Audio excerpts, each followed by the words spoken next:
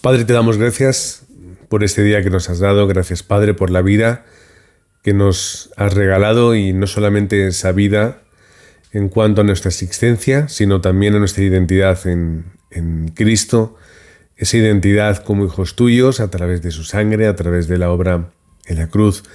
Gracias, Padre, porque tu gracia obra más allá de lo que podemos imaginar.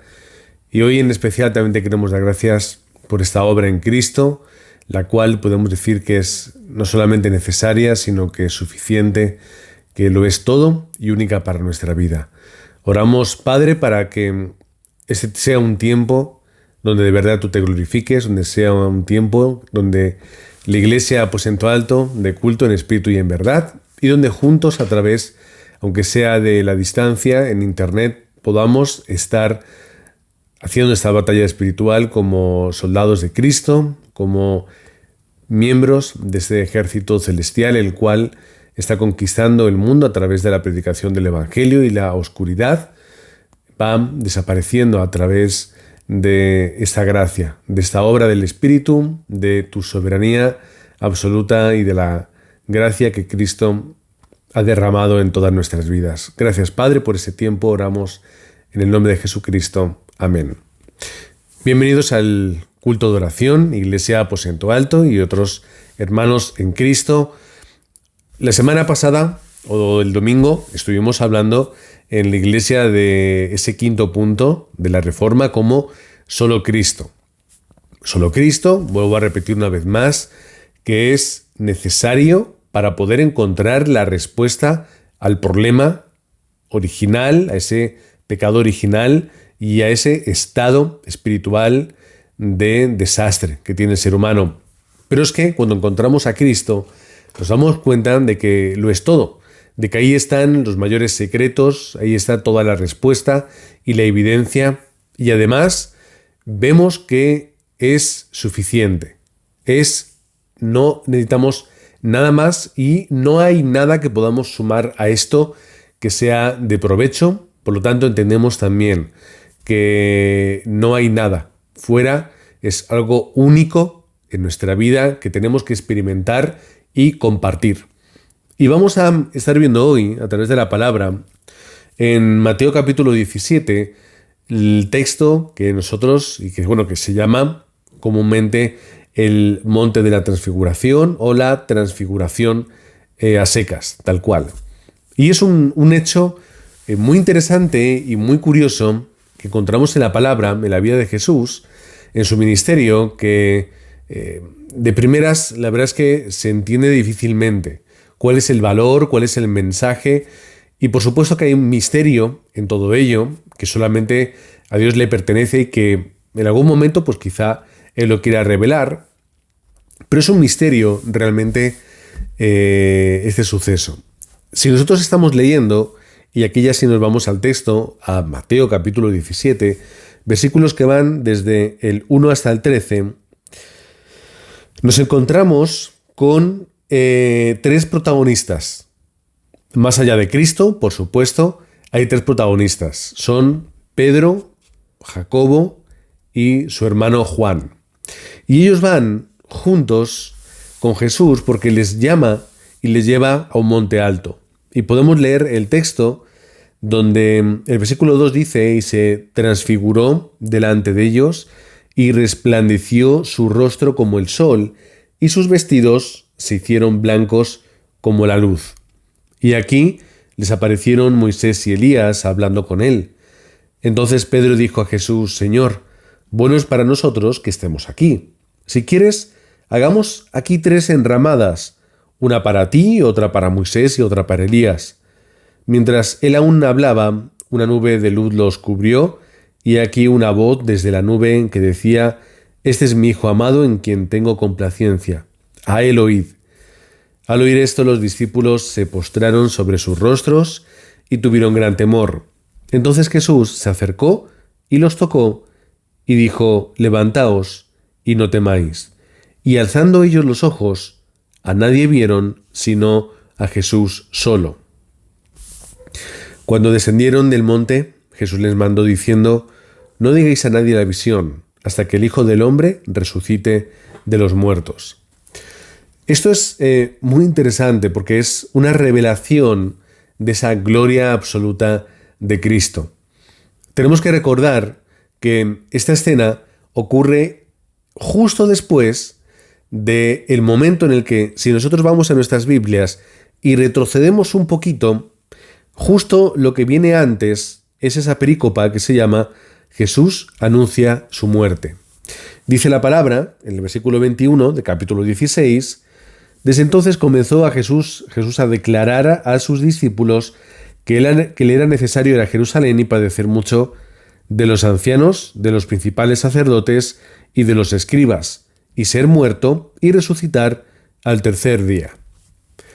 Así que estas palabras que llegan 6 días antes del monte de la Transfiguración, y estas conversaciones que tiene Jesús con sus discípulos establecen claramente cuál iba a ser el itinerario que le esperaba a Jesús.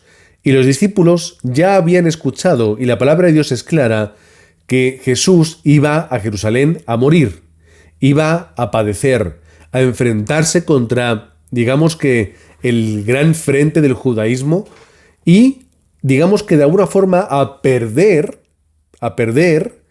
en ese enfrentamiento, morir y luego resucitar. El spoiler de Jesús es claro, va a pasar esto. Pero como no, eso a la mente del discípulo no le entra bien. Es interesante ver el versículo 23, versículo 22, Pedro que lo toma aparte y le empieza a decir, Señor, ten compasión de ti, en ninguna manera esto te acontezca. Y es cuando Jesús le dice, ahora sí, versículo 23, quítate delante de mí, Satanás, me eres tropiezo porque no pones la mira en las cosas de Dios, sino en las de los hombres. Y esta declaración es enorme, tiene un peso gigantesco. Lo que está diciendo, que es muy importante, es que el sufrimiento, el padecimiento, en ese caso, era necesario. Y lo que para la persona no tiene lógica y no tiene razón de ser, que es la búsqueda o la aceptación del sufrimiento, es lo que había que entender. Por lo tanto, la perspectiva de los discípulos tenía que ser espiritual y no humana. En ese momento, también en la transfiguración, ellos tenían que pensar de esa forma. Es imposible que Elías y Moisés puedan estar con nosotros. Fallecieron hace cientos de años. ¿Cómo es posible? Un misterio más de la palabra de Dios es, en este caso, si leemos cómo podían saber Pedro, Jacobo y Juan que eran Moisés y Elías. Bueno, no lo narra la palabra de Dios, no lo cree necesario ni el escritor de mano, ni el inspirador que es Dios, el autor final del texto, pero sí que ellos comprendían que eran Elías y Moisés. Y Jesús estaba hablando con ellos. Estaban los tres conversando, a saber de qué, diciendo no sé qué cosas, lo que daríamos por poder haber escuchado o por leer esa conversación entre los tres. El caso es que Pedro, otra vez, toma el impulso de hablar y de tomar digamos que ese lugar principal entre los discípulos para, en este caso, decir, vamos a dar 3 lugares como si fueran, de una forma, ¿no? 3 tronos, ¿no? 3 lugares especiales para los 3 hombres especiales de Dios. Y eso tiene sentido. ¿Qué es lo que ocurre? Que Jesús es único. Y en este acontecimiento, el propósito de Dios no está en mostrar la gloria de Moisés y la gloria de Elías. Estaba en mostrar la gloria de Cristo. Y es lo que ocurre. En la transfiguración vemos el resplandor del rostro, la gloria de Jesucristo manifestada de esta forma visible y obvia para que los 3 discípulos que iban a ser importantes en la iglesia pudiesen entender realmente quién era Jesús. Y era una declaración enorme, obvia y física, es decir, evidente con los ojos, de que Jesús era ese gran Cristo y muestra esa gloria anticipada. Y aquí chocan las ideas No lo habéis pensado seguramente muchos. Venimos de unos días en los que Jesús hablaba a sus discípulos de que tenía que ir, humillarse, padecer, morir. Pero por otro lado, ahora estos tres están viendo a Jesús en toda su gloria y esplendor. Realmente, esto es importante. Esto era importante porque tenían que ligar, tenían que unir el padecimiento de Cristo con la gloria. Porque esto iba a ser importante. Tenían luego más tarde que entender que la muerte de Cristo no fue una derrota, no fue una vergüenza, no fue algo negativo, sino todo lo contrario, es victoria contra el pecado. Así que no hay gloria final de Cristo sin cruz. No hay vida para nosotros sin la muerte de Cristo. No hay salvación futura sin la cruz. Y ellos tenían que estar en este proceso de entender quién era Jesús, quién era Él como el Cristo y luego su sacrificio por todos los demás. Ese era el camino en el que Jesús estaba, era el camino de la cruz. De alguna forma ya había comenzado y en él estaban todos acompañándole. La importante y necesaria relación de la gloria con la pasión, es decir, el padecimiento, y en este caso la preparación para la cruz. Moisés y Elías eran importantes. Primero, Moisés era importante porque a través de él Dios entrega la ley al pueblo. Un momento importantísimo para Israel. Y, por otro lado, Elías era un profeta quizá el más representativo de los más representativos de Israel. Era un gran profeta. Así que de esta forma vemos el mayor representante de la ley y el mayor representante de los profetas de Israel. Y entre ellos dos engloban el grueso de la escritura que, como Jesús mismo en el capítulo 24 de Lucas tuvo que explicarle a estos mismos discípulos y a los demás, que ellos, la ley, los profetas, las escrituras en general, estaban hablando de Cristo. Y ahí vemos una representación casi teatral de lo que las escrituras son. Son a Moisés, la ley, a Elías, los profetas y los demás textos en general, hablando con Jesús, dialogando con él, como esa gran tercera pata de la gran revelación de Dios. Así que también de alguna forma encontramos la gran representación del Antiguo Testamento y a Cristo, que es el centro del Nuevo Testamento, unidos, conversando, dando la evidencia de que Cristo es finalmente la revelación completa y suprema de Dios. Y los discípulos lo están viendo esta especie como de representación teatral, como una evidencia visual de lo que realmente era Jesús el Cristo en la experiencia del Nuevo Testamento, como ellos estaban experimentando, de alguna forma el Nuevo Testamento, por así decirlo, como de lo que ellos ya conocían del Antiguo o para ellos de las Escrituras.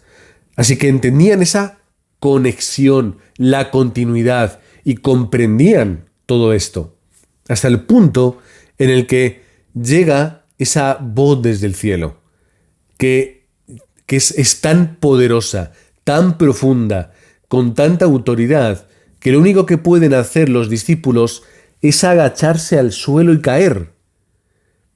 ¿Cómo tuvo que ser esa voz, no? Así que cuando escuchan la voz, oyen a Dios que está diciendo: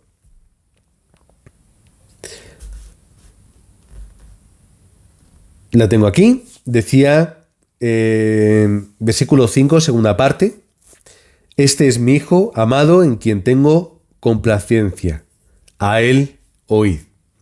Por lo tanto, digamos que la escenificación se llega a ese punto final en el cual ellos entienden quién es Jesús. Es Hijo de Dios, es Mesías, es Cristo. Y las palabras de Dios, ¿cuáles eran? Oíd a Cristo, porque Cristo es la revelación absoluta de Dios. Es Dios encarnado en la tierra, es la palabra de Dios que manifiesta de la forma más fiel y más completa a Dios mismo, para ellos delante como Jesús de Nazaret. Por lo tanto, entonces entienden, están entendiendo ahí y están viendo su absoluta gloria. Finalmente, cuando los discípulos consiguen levantar la cabeza después de las palabras de Jesús, cuando dice levantaos, no temáis, versículo 7, versículo 8, alzando ellos los ojos, a nadie vieron sino solamente, únicamente a Cristo. Por lo tanto, ya no hay enramadas, ya no hay tronos, ya no hay fiesta, ni hay gloria, ni hay honor a nadie, solamente a Cristo. Y el que permanece es Cristo. Los demás se fueron, Dios se los llevó de alguna forma, no importa, pero el que permanece es Cristo. Y solo le vieron a Él. Escuchamos las palabras de Dios. Este es mi Hijo, en quien tengo complacencia. Solo escuchadle a Él. ¿Y a quién vamos a escuchar entonces? ¿A nadie más? ¿Quién está? Abren los ojos, no hay nadie. Cristo es único, es absoluto, es completo, lo es todo. Así que sacamos 3 puntos hoy de una forma práctica. Quizá 4, para dejar al final el global, el resumen. Pero el primer punto, ¿cuál es? Necesitas subir al monte de la transfiguración. ¿Cómo que necesito subir? Necesitas ir al lugar, llegar al punto de ver, entender, experimentar la gloria de Dios, de entender que Jesús es el Cristo, de entender qué es o qué quiere decir el Cristo y ver cómo eso tiene un impacto en tu vida. ¿Por qué digo esto? No es que no lo sepamos intelectualmente, claro que lo sabemos, no somos tontos. Somos creyentes que entendemos ya cómo funcionan estos puntos teológicos y estas doctrinas. Claro que sí. Pero hay veces donde yo tengo que subir al monte, dejar al lado el pueblo, dejar al lado el hogar, dejar al lado la familia, las preocupaciones, todo, y subir a ese monte alto y poder volver a ver la gloria, entender quién es Cristo y cuál es mi posición a su lado. Y cuando los 3 discípulos tuvieron esa experiencia les marcó. No pueden volver con los demás como si nada. Jesús les dijo, no digáis nada. Y no se lo dirían. Vamos a entender, vamos a creer que ellos cumplirían con la petición del Señor. Pero ellos no pueden volver como si nada. No pueden volver como si nada. Seguramente volverían impactados, conmocionados, con un mensaje muy claro, entendiendo mejor el Evangelio, viendo a Jesús de una forma más profunda, más clara y más reverente. Y yo necesito eso. Yo necesito poder cambiar. Mi percepción, mi realidad espiritual, para que cuando vuelva otra vez al pueblo, a la aldea, es decir, a mi día a día, yo lo haga con una perspectiva espiritual diferente, con un enfoque diferente a mi vida. Quizá no diferente, simplemente más definido, más claro, más concreto. Así que os bendigo en el nombre de Cristo para que en primer lugar podáis tener todos los días un encuentro en el Monte de la Transfiguración, donde podáis ir a la palabra y aunque no veáis a Jesús resplandeciendo, podáis leer y ver la maravilla, el resplandor y la gloria de Cristo aquí descrito en el texto bíblico. En segundo lugar, que entendamos a Cristo como esa autoridad suprema. Solo escucha a Cristo. Solo escucha el mensaje de Cristo. Solo escucha aquello que te lleva a Cristo. Solo experimenta lo que de verdad vale y merece la pena, que es Cristo. Por lo tanto, dentro de nuestro día a día, escuchamos tantas cosas, pasan tantas, vemos tanto internet, las noticias, redes sociales, escuchamos a unos y a otros, y luego mi propio pensamiento constante diario. Pero tenemos que callar las cosas y escuchar a Cristo. Y profundizar en el mensaje de Cristo. Y entender que todo pasa por ahí. Dios quiere que nos callemos, que nos apartemos, como hablábamos antes, y que escuchemos a Cristo. Y que le demos toda la autoridad de nuestra vida. Se la entreguemos a Él. Y podamos comprender que solo Él es suficiente y necesario para mi vida. Es decir, es único. Y en tercer lugar, que entendamos, como hemos también dicho, que la misión empieza después del monte. Ya lo he mencionado un poco antes, por lo que no lo voy a repetir, pero que nos quedemos con ese punto. La misión de nuestra vida comienza cada vez que yo bajo del monte. Pero si no subo al monte, no hay misión. Entendamos un poco esto. Si yo no estoy reafirmando cuál es la misión de mi vida, estoy reenfocando y estoy redefiniendo, al final voy a ir por otros lados. Subid al monte de la transfiguración. Dadle autoridad absoluta en vuestra vida a Cristo. Y luego volved al campo. Volved a vuestro día a día, pero con esta perspectiva. No podemos, va a ser muy difícil, vamos a luchar y vamos a tener muchos problemas y vamos a desviarnos de nuestra vida si no estamos constantemente reenfocándola para la obra y la evangelización del mundo. Si no, viviremos para nosotros. Como egoístas, como ególatras, tenemos que estar subiendo al monte para poder tener una vida en victoria espiritual. Así que os bendigo en el nombre de Cristo para que finalmente en este cuarto punto podamos decir todos, sí, Cristo es necesario, Cristo es suficiente, Cristo lo es todo y es único, lo único que necesitamos. Amén. Vamos a orar conforme la palabra del domingo, solo Cristo. Vamos a orar conforme la palabra de hoy, también solo Cristo.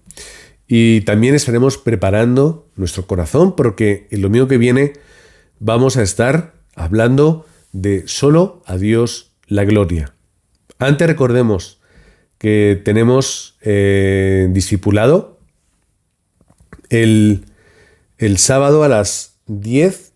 Los que no hayáis estado desde el principio ya no vais a estar porque o se comienza o no se comienza, pero lo digo para que si alguien quiere participar, quiere estar en ese discipulado, cartas del Evangelio, ese mensaje fundamental y necesario para nuestra vida, pues que vaya preparando porque cuando terminemos con este grupito, pues posiblemente empecemos otra vez. Vamos a estar orando también por la Iglesia Aposento Alto. Estamos pensando, ya llegamos a Navidad, tiempo de predicación, tiempo de testificar de una forma más especial y más concreta. Estamos también viendo el entrenamiento en Valencia, el puente de diciembre, donde de una forma u otra vamos a participar como Iglesia Aposento Alto. Y estemos también orando de una forma especial por la multicultura en la Iglesia y la evangelización de las 237 naciones, por la sanidad de la Iglesia, de las familias, y estemos orando también por los remanentes. Amén. Vamos a orar. Padre, gracias por la respuesta que tenemos en Cristo como suficiente para nuestra vida, como único, finalmente, que acabamos diciendo. Recordamos que todos los grandes tesoros que podemos anhelar en nuestra vida nacen en Cristo. Por lo tanto, fuera de Cristo no hay ningún tesoro realmente que buscar. Gracias, Padre, porque solo en Cristo obtenemos esta respuesta, que es la salvación, sin cooperaciones, sin mediaciones de terceros. Solo Cristo es el puente que nos lleva a estar contigo. Y Padre, estamos profundamente agradecidos, pero queremos entenderlo más para poder agradecértelo mejor. Queremos entregar también nuestra vida, no solamente como agradecimiento, sino porque entendemos que es tu mandato y tu orden celestial. Padre, queremos ser esa iglesia que puede testificar solo Cristo, sin añadir nada, ni condimentos, ni ingredientes. Solo Cristo es la respuesta, es perfecto tal y como es y como está. Queremos ser la iglesia que experimenta esta realidad. Padre, que podamos ser también esa iglesia que predica solo Cristo. Pero no solamente que lo hagamos en Parla, en Madrid, sino que vayamos a cada ciudad de España y a cada lugar hasta el último de la tierra. Oramos por las familias de la Iglesia Aposento Alto, por aquellas que vienen de otros países, porque esas iglesias que vienen de otros países, esas familias que vienen de otros países son familias misioneras para hacer la evangelización del mundo. Que oremos también, oramos, Padre, por esas obreras y obreros, discípulos en general, que están levantándose a lo largo del mundo, donde a través de internet hacemos ese ministerio, donde también, Padre, ponemos ese futuro viaje a Miami en tus manos, para que tú dispongas el tiempo, la economía, también los acontecimientos, las personas preparadas, los discípulos, para tener ese campamento de victoria para la evangelización del mundo. Oramos, Padre, también por la Iglesia Aposento Alto y esas familias, las cuales tienen que recibir también sanidad de todo lo grabado, sanidad espiritual, emocional y física, y una sanidad que las lleve hacia la evangelización del mundo. Oramos también por esas familias que necesitan también fuerza, necesitan motivación y determinación para poder entregarte sus vidas. Padre, oramos también por que en esas familias hay muchos remanentes. Hay niños los cuales tienen una importancia mayúscula. Padre, por favor, ayúdanos a entenderlo mejor. Padre, ayúdanos a comprender cada día más la importancia de levantar a estos remanentes y de entregarles de verdad ese mensaje absoluto de Jesucristo. Padre, gracias en este tiempo por este culto de oración. Gracias por los hermanos de la Iglesia Aposento Alto. Gracias por aquellos hermanos que nos acompañan de aquí en cualquier lugar del mundo como iglesia y familia que somos en Cristo. Que no nos olvidemos nunca de que somos la iglesia de Cristo, por Cristo y para Cristo, y para predicar únicamente ese nombre que es absoluto sobre todo nombre, Jesucristo, en el cual estamos orando. Amén y amén.